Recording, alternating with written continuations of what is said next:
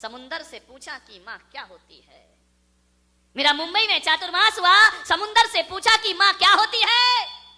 समुंदर ने कहा मेरे सीने में तो, मेरे भीतर तो रत्न हैं, जवाहरात हैं, लेकिन मैं माँ को प्रणाम करता हूं क्योंकि माँ वो होती है जो औलाद के तमाम राज अपने सीने में छिपा करके जिया करती है। वो दुनिया में माँ हुआ करती है। मैंने दुआओं से पूछा कि माँ क्या होती है, बोले माँ वो होती है जो गुनाहगार बच्चों को भी सजा से बचा दिया करती है। वो दुनिया में माँ हुआ करती है। मैंने जन्नत से पूछा कि माँ क्या होती है, तो जन्नत ने कहा जो मुझे अपने पैरों तले दबा के रखती है वो दुनिया में माँ हुआ करती है। मैंने ईश्वर से पूछा कि माँ क्या होती है, तो ईश्वर ने कहा जो मुझे भी अपनी गोद में खिला लेती है दुनिया में वो माँ हुआ। जो भगवान को भी गोद में खिला लिया करती है, भगवान को थपकियां दे करके सुला दिया करती है, वो दुनिया में ऐसा कोई भगवान ना होगा बिना माँ के जो धरती पर आ गया हो। ध्यान रखिए, चाहे तीर्थंकर पुरुष हो, चाहे अवतार पुरुष हो, चाहे नारायण हो, चाहे प्रति नारायण हो, इस धरती पर भगवान को भी आने से पहले माँ की कोख में 9 महीने गुजारना जरूरी हो जाया करता है। ध्यान रखिए, भगवान भी माँ के बिना धरती पर नहीं आ सकता है। माँ से बड़ा कोई नहीं होता दुनिया में। माँ का प्यार बड़ा अनूठा प्यार है। माँ के प्यार से बड़ा दुनिया में कोई प्यार नहीं होता है। माँ मारती है, माँ डांटती है, माँ फटकारती है, माँ गाल में चांटा भी मारती है। लेकिन मैं तो कहता हूं पुलक सागर कि अभागे हैं वो गाल जिस पर माँ के चांटे ना पड़े हो। ध्यान रखिए, अभागा है, दुर्भाग्य है उसका, भाग्यहीन है वो लोग जिसके गाल पर माँ के चांटों की चपत ना लगी हो। किस काम का वह जीवन है जिसे माँ की डांट ना पड़ी हो।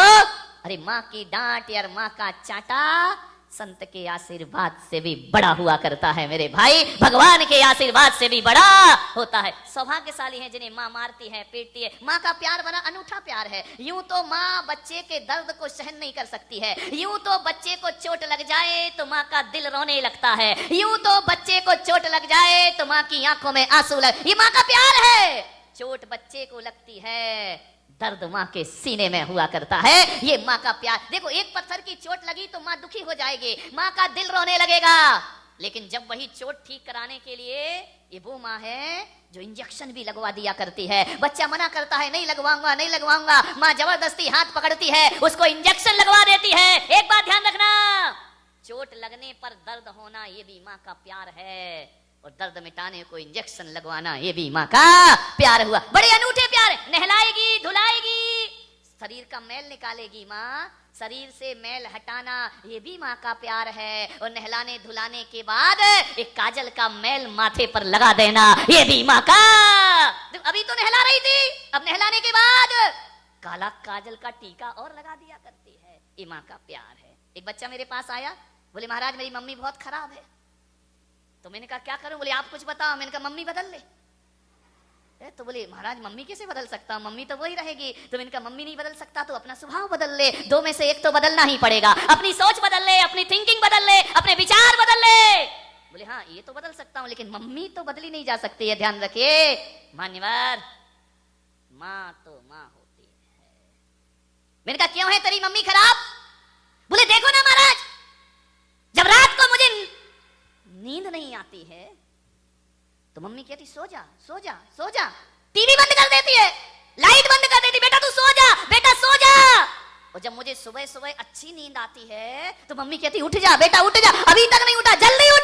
जब नींद नहीं आती तब सुलाती है, और जब नींद आती है तब मुझे उठा दिया करती है। मैंने कहा बेटा तेरी मम्मी बहुत अच्छी है, ध्यान रखना, अच्छी मम्मी वही होती है जो समय पर कहे बेटे को सो जा और समय से कहे बेटे को उठ जा। सुलाना भी माँ का प्यार है, और सुबह सुबह नींद से उठाना भी माँ का प्यार। माँ के प्यार से बड़ा क्या है इस धरती पर?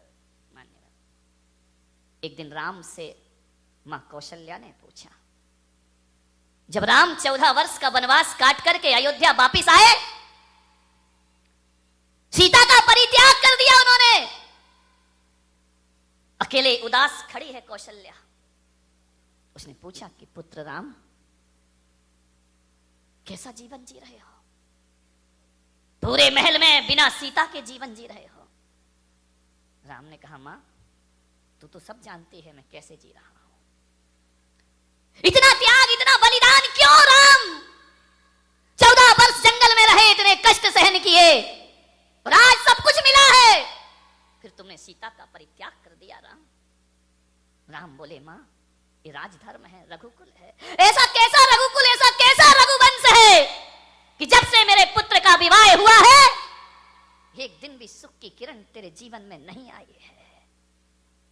एक बात बताओ राम, इस सारे अयोध्या के लोग कहते हैं, इस सारी दुनिया कहती है कि राम तुम भगवान हो, ये लोग कहते हैं तुम अवतार पुरुष हो, बताओ राम। आज ये मां पूछती है तुम इंसान हो या भगवान हो? राम ने मां के चरण छू लिए, मां की आंखें भर आईं। कौशल्या ने कहा, बताओ क्या तुम अवतार पुरुष हो, क्या तुम नारायण का अवतार हो, या इस धरती के भगवान कौन हो तुम राम? लेकिन मां को उत्तर चाहिए आज। जानते हो श्री राम ने कहा कि मां मुझे नहीं मालूम कि मैं भगवान हूं, और मुझे नहीं मालूम कि मैं अवतार पुरुष हूं, और मुझे ये भी नहीं मालूम है कि मैं महापुरुष हूं, तो फिर कौन हो तुम राम? बोले, मां मैं तो बस इतना जानता हूं कि मुझे नहीं मालूम कि अवतार हूं या भगवान हूं, लेकिन मेरी मां मैं इतना जानता हूं कि जिसके सिर पर तेरी जैसी मां का हाथ होता है वो इंसान भी भगवान बनकर दुनिया से विदा हो जाया करता है। ध्यान रखिए, मां का हाथ सिर पर हो वो इंसान नहीं, वो भगवान कहलाया करता है। मां तेरा आशीर्वाद मेरे सिर पर है, दुनिया भगवान कहे या ना कहे, जब तक तेरा आशीष मेरे सिर पर है राम इंसान नहीं भगवान जैसा सौभाग्यशाली जीवन जिया करता है। ध्यान रखिए, मान्यवर मां से बड़ा कौन है इस धरती पर? मां से महान कोई नहीं है।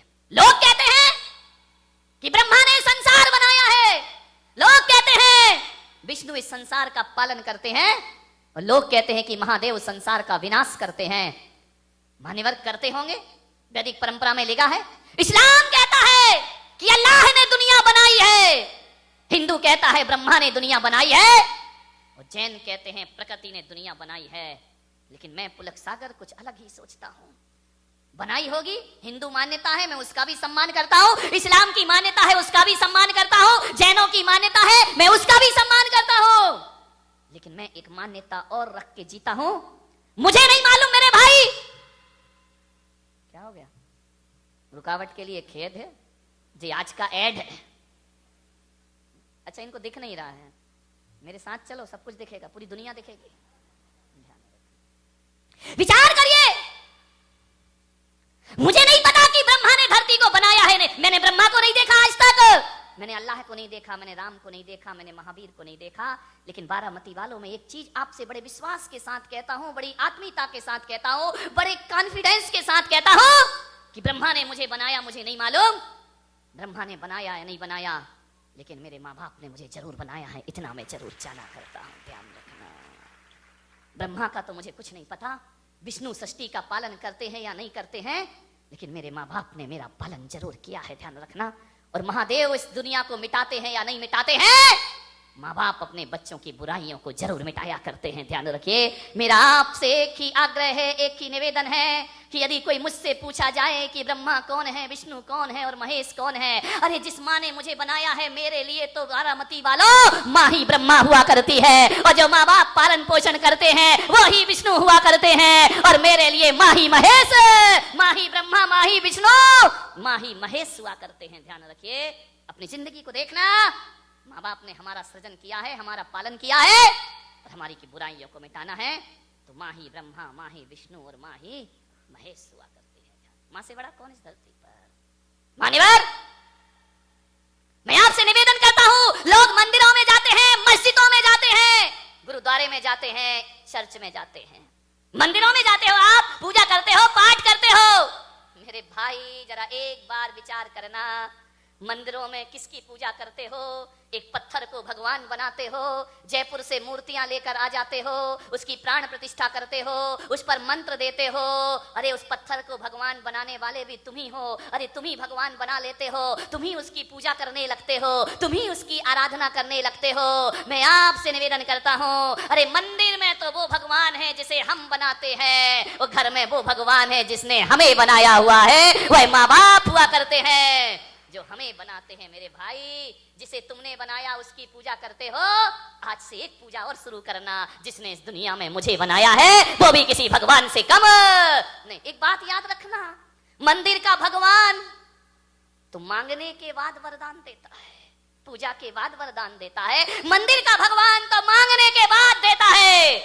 लेकिन माँ बाप तो ऐसे भगवान हैं जो बिना मांगे बच्चे को सब कुछ दे दिया करते हैं। वो जो कुछ भी करते हैं अपनी औलाद के लिए किया करते हैं, अपने बच्चों के लिए किया करते हैं। एक बाप कमाता है, मेहनत करता है, किसके लिए करता है? पसीने में माँ डूबती है, पसीने में माँ डूबती है, पिता धूप में तपता है। पसीने में माँ डूबती है, पिता धूप में तपता है, तब जाके किसी बच्चे का लाड़ प्यार से पालन पोषण हुआ करता है। ध्यान रखिए, धूप में तपता है पिता, पसीना बहाती है माँ, ध्यान रखना, तब जाके कहीं बच्चे का बचपन पला करता है। पिता की भी भूमिका बहुत महान है। माँ आंखों में आंसू लाके अपने दर्द बता देती है, पिता अपने दर्द सीने में छिपा के रखता है। माँ पालन पोषण करती है तो पिता घर की व्यवस्था करता है। जीवन की गाड़ी में से यदि एक भी पहिया निकल जाए तो बचपन, जवानी, बुढ़ापा तीनों बिगड़ जाया करते हैं। सोचना है, माँ का प्यार बड़ा अनूठा प्यार है। माँ हमेशा सच बोलती है, लेकिन कभी कभी ऐसा लगता है कि माँ झूठ भी बोलती है। माँ बहुत झूठ बोलती है, माँ से बड़ा झूठा कोई नहीं है। क्योंकि जब घर में रोटियां नहीं होती ना खाने को, और जब बच्चे को रोटी परोसती है और बच्चा कहता है माँ तुम भी खाओ, तो पहली बार माँ झूठ बोलती है कि बेटा मेरा पेट भरा हुआ है, मैं खा चुकी हूँ। ध्यान रखिए, या तो वो कहती है मैं खा चुकी हूँ, या वो कहती है आज अष्टमी चतुर्दशी है, मेरा उपवास है बेटे, तू भोजन कर ले। इतना झूठ माँ बोला करती है। एक बात याद रखना, एक बार जिंदगी में, केवल एक बार जीवन में ऐसा होता है कि जब हम धरती पर आए थे और जब पहली बार हम रोए थे तो माँ हंस रही थी। ध्यान रखना, जब जन्म होता है तो हम रोते हैं और माँ के चेहरे पर मुस्कुराहट आती है कि मेरे बच्चे का जन्म हो गया है। पहली बार ऐसा होता है कि एक बार बेटा रोता है और माँ हंसती है। उसके बाद जिंदगी में कभी वो क्षण लौट के नहीं आते। बेटा रोता है तो माँ की आंखों में से आंसू बह जाया करते हैं। बेटे के रोने पर माँ हंसी हो, ऐसा दोबारा जीवन में कभी नहीं होता है, केवल जन्म के समय होता है। लेकिन वो माँ भूल जाती है कि आज मेरा हंसना कल मेरे लिए जिंदगी भर के आंसू बन जाएंगे। ध्यान रखिए, कितनी मन्नतें मांगती है वो माँ। जब औलाद नहीं होती, जाती है दर दर, माथा टेकती है, दरगाहों में जाती है, मंदिरों में जाती है, संतों के दर पे जाती है कि हमें औलाद नहीं हो रही है। कितनी मन्नत से बच्चे को जन्म देती है, कितनी मेहनत से बच्चे को जन्म देती है, कितने अरमानों से बच्चों को जन्म देती है एक माँ। दुख तो तब होता है जब बुढ़ापे में उसका बेटा उसकी उपेक्षाएं किया करता है। ध्यान रखिए मान्यवर, एक बूढ़ा था। बुढ़ापा दो तरह से आता है। एक तो बुढ़ापा तब आता है उम्र से, उम्र ढलती है बुढ़ापा आता है। एक बुढ़ापा तब आता है जब उम्र से पहले आदमी बूढ़ा हो जाता है, समय से पहले आदमी बूढ़ा हो जाता है। उम्र से बुढ़ापा आए तो कोई बात नहीं है, समय से पहले बुढ़ापा तब आता है जब अपनी औलाद बुढ़ापे में अपने से मुंह फेर लिया करती है। अपने ही घर में जब परायेपन का बोध होता है, अपने ही घर में जब अनजान हो जाते हैं, अपने ही घर में जब घुसते हुए हमें डर लगने लगता है, अपने ही घर में खांसते हुए जब डर लगने लगता है, अपने ही घर में आवाज करते हुए जब हमें डर लगने लगता है, तो उम्र से पहले बुढ़ापा आ जाता है आदमी को। ध्यान रखिए, आज घरों के यही हाल है। माँ बाप ऐसे जी रहे हैं, डर डर के जीते हैं। अपने घर को अपना घर कहने में उन्हें सोचना पड़ता है। ये हालात इस देश के निर्मित हो रहे हैं। माँ बाप उपेक्षित है। जननी और जनक जिन्हें हृदय का स्थान देना चाहिए, आज वो डोरमेट बने हुए हैं, पायदान बने हुए हमारे घर के दरवाजों पर। ध्यान रखना, आज बूढ़ा अपने बच्चों के साथ तो रहता है, लेकिन वैसा नहीं रहता जैसे बच्चे बचपन में उसके साथ रहा करते थे। ध्यान रखें, रहते जरूर हैं घरों में, खुशियां छिन गई हैं, बुढ़ापा अभिशाप हो गया।